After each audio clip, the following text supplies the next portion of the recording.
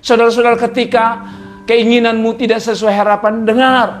Kadang-kadang justru apa yang engkau anggap sebagai sesuatu yang mengecewakan itu, justru hasilnya jauh lebih hebat daripada kekecewaanmu hari ini. Sekali lagi, ketika Tuhan mengizinkan engkau kecewa apa yang engkau alami hari ini, hasilnya ke depan justru akan membuat engkau tersenyum.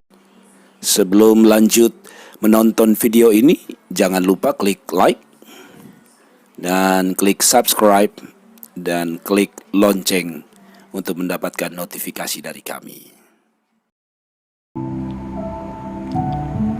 Baik, shalom, selamat malam, selamat jumpa kita malam hari ini sekali lagi dalam acara Renungan Malam Sebelum Tidur. Ibu bapak saudara-saudara yang diberkati Tuhan, besok kita akan merayakan hari kebangkitan Kristus Yesus Tuhan yang luar biasa.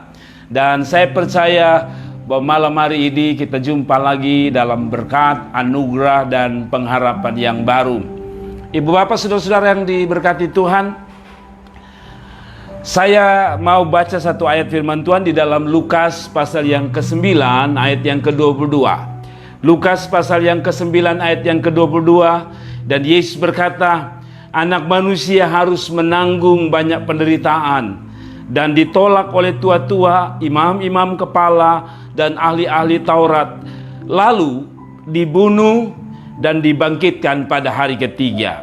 Sekali lagi, dan Yesus berkata di dalam Lukas 9 ayat 22, dan Yesus berkata, anak manusia akan menanggung banyak penderitaan dan ditolak oleh tua-tua, imam-imam kepala, dan ahli-ahli Taurat, lalu dibunuh dan dibangkitkan pada hari ketiga.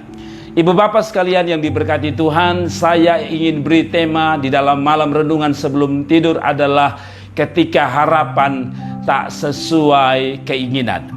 Ketika harapan tak sesuai keinginan. Sekali lagi tema kita, ketika harapan tak sesuai keinginan. Bapak Ibu, ada banyak orang akhirnya jadi kecewa dengan hidup, khusus dalam mengiring Tuhan, dalam mengimani kehidupan ini. Kadang-kadang kita kecewa karena jalan hidup kita berbeda dari keinginan kita. Kenyataan hidup berbeda daripada keinginan dan kerinduan hati kita. Kalau kita baca tadi ayat tadi, Bapak Ibu tahu bahwa orang Israel telah menunggu seorang bernama Mesias, Yesus namanya. Mereka telah menunggu dia lama sekali. Mereka berpikir bahwa Sang Mesias akan datang. Dan kalaupun dia datang, dia seperti Daud minimal. Atau bahkan dia lebih hebat dari Daud. Tidak pernah takut, bahkan tidak pernah kalah sekalipun melawan Goliat. Tapi kenyataannya setelah mereka tunggu ratusan bahkan mungkin ribuan tahun, janji Tuhan atau janji Mesias itu datang. Ternyata waktu dia datang, dia malah. Dan yang juga bapak kandung saya, satu polisi, satu tentara, setiap kali melihat pakaian mereka, saya kepingin sekali. Sehingga setiap hari sebagai seorang anak, saya harus merayap di aspal oleh kakak-kakak waktu itu, waktu saya masih kecil. Dan saya membayangkan suatu waktu saya harus menjadi seorang tentara atau polisi. Tapi akhirnya saya gagal. Saya juga pernah bermimpi menjadi seorang pegawai negeri, bercita-cita menjadi seorang pegawai negeri. Tapi kenyataan yang saya dapat adalah saya gagal dan saya gagal lagi. Setiap kali saya tes pekerjaan, saya gagal. Sampai pada satu waktu tahun 95 atau tepatnya tahun 91 ketika saya jumpa Tuhan. Lebih tepat 93 akhirnya saya ambil keputusan untuk menjadi seorang pendeta. Dan hari ini saya menikmati menjadi seorang pendeta. Dan saya tahu bahwa Tuhan membelokkan pikiran saya untuk bisa mengerti.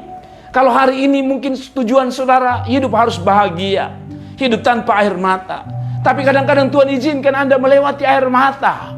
Kadang-kadang Tuhan izinkan Anda melewati beban. Kenapa Tuhan mengizinkan itu? Pertama, supaya melatih imanmu. Yang kedua, supaya melatih mentalmu. Yang ketiga, supaya melatih kekuatan spiritmu.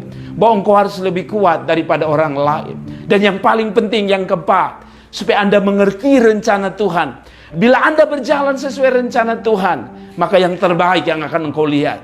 Saudara-saudaraku yang diberkati Tuhan, ketika engkau berjalan atau ketika keinginanmu tidak sesuai harapan, mulailah bertanya, Tuhan, kalau ini salah, bawa saya kembali kepada kehendak-Mu Tuhan. Saudara-saudaraku, akhirnya kalau kita baca ayat ini, kita sadar dan kita tahu besok kita akan merayakan kebangkitan Kristus. Saudara tahu bahwa ternyata apa yang dimimpikan oleh orang Israel, apa yang dicita-citakan oleh orang Israel bahwa dia sebagai pemimpin perang, ternyata dia harus mati. Mereka lupa bahwa kalau Yesus hanya jadi pemimpin seperti Daud, Daud bisa mati, Daud bisa terbunuh, Daud bisa binasa oleh para musuh. Berbeda dengan Kristus, walaupun dia mati hari ketiga dia bangkit. Apa maksudnya? Saudara-saudara, ketika keinginanmu tidak sesuai harapan, dengar. Kadang-kadang justru apa yang engkau anggap sebagai sesuatu yang mengecewakan itu, justru hasilnya jauh lebih hebat daripada kekecewaanmu hari ini. Sekali lagi, ketika Tuhan mengizinkan engkau kecewa apa yang engkau alami hari ini, hasilnya ke depan justru akan membuat engkau tersenyum. Contoh yang sederhana.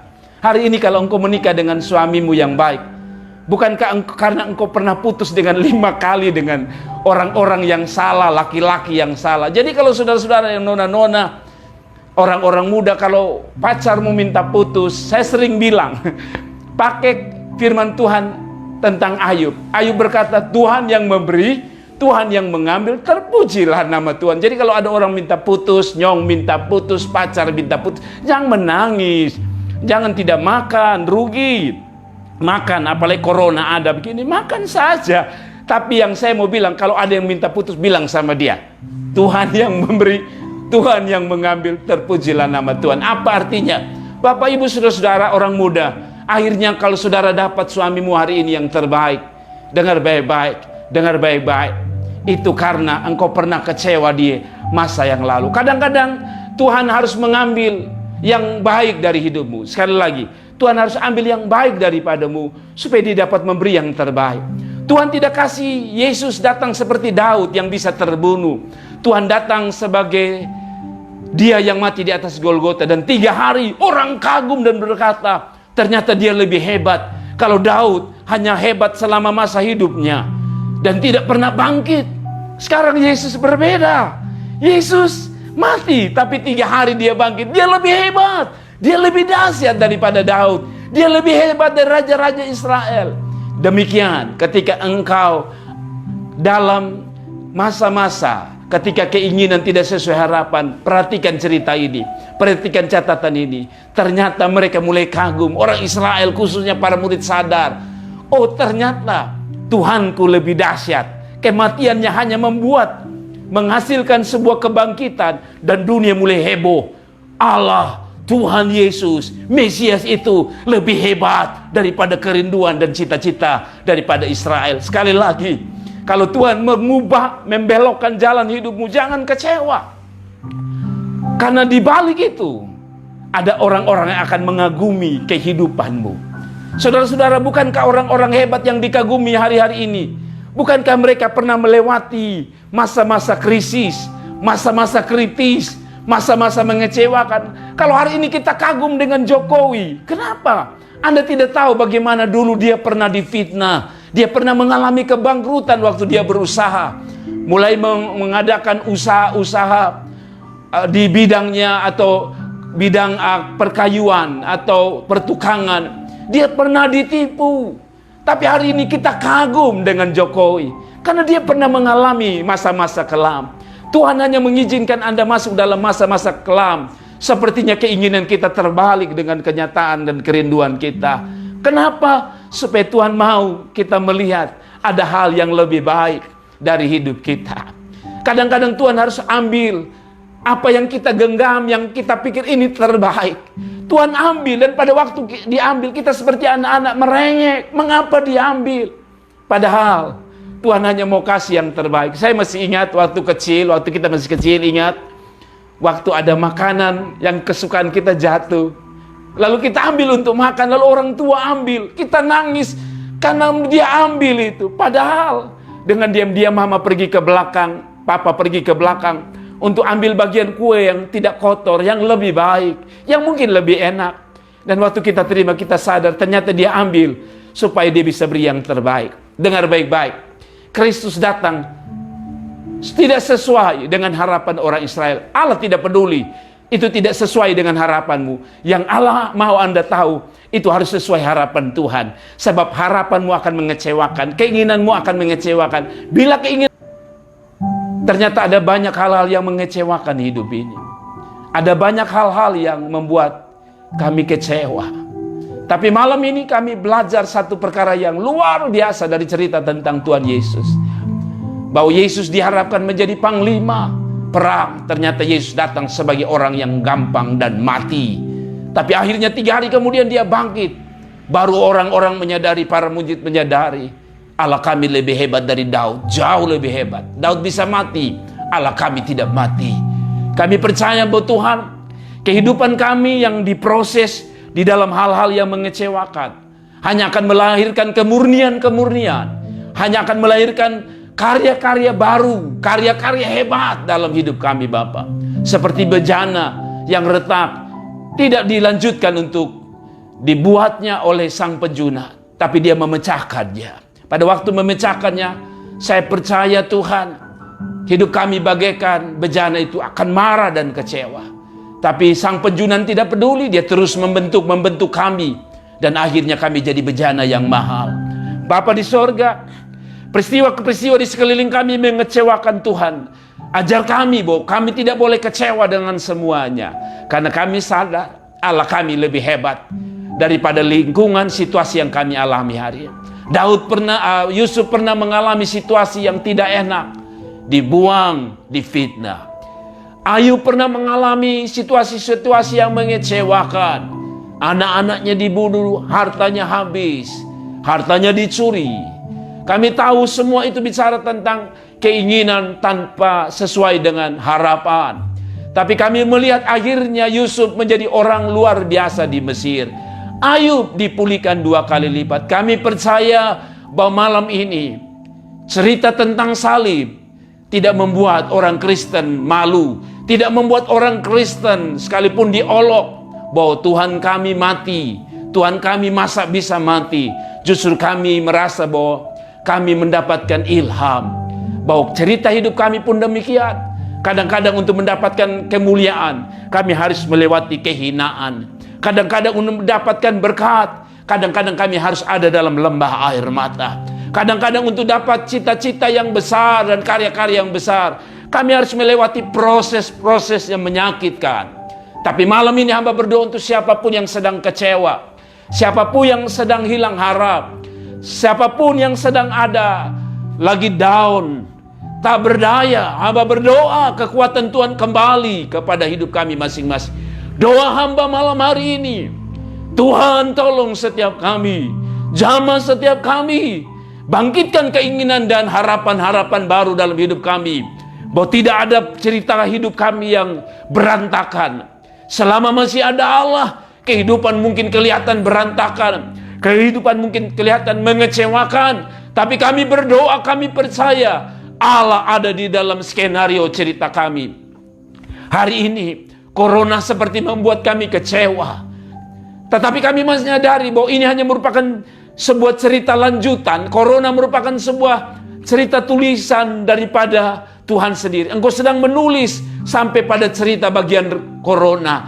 Tapi kami sadar setelah kami keluar dari Corona, kami akan melihat tangan Allah sendiri akan menulis cerita-cerita hebat yang baru, cerita-cerita yang lebih hebat daripada sebuah cerita mengenai Corona, yaitu cerita dari kerajaan Allah tentang hidupmu dan hidupku, tentang masamu dan masaku, tentang masa depanmu dan masa depanku.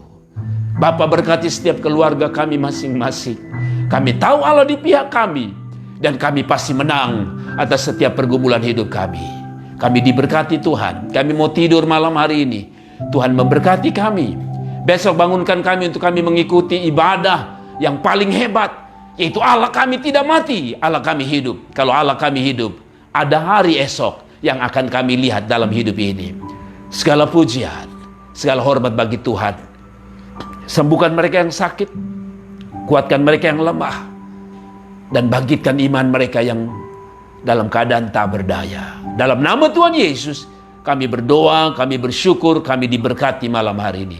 Setiap kita yang diberkati, sama-sama saya katakan, amin. Amin. Bapak Ibu saudara-saudara yang diberkati Tuhan, saya yakin Anda diberkati Tuhan malam ini. Dan Bapak Ibu, kalau saudara-saudara rindu mendengar khotbah-khotbah saya yang lain, sebenarnya khotbah-khotbah saya ada di YouTube. Anda bisa ketik PDT Jerry Adoy STH. Saudara akan dapat sejumlah khotbah-khotbah saya di YouTube itu, dan kiranya khotbah-khotbah itu memberkati saudara sekalian. Tapi saya ingatkan yang paling penting, besok kita akan merayakan. Dan klik subscribe dan klik lonceng untuk mendapatkan notifikasi dari kami.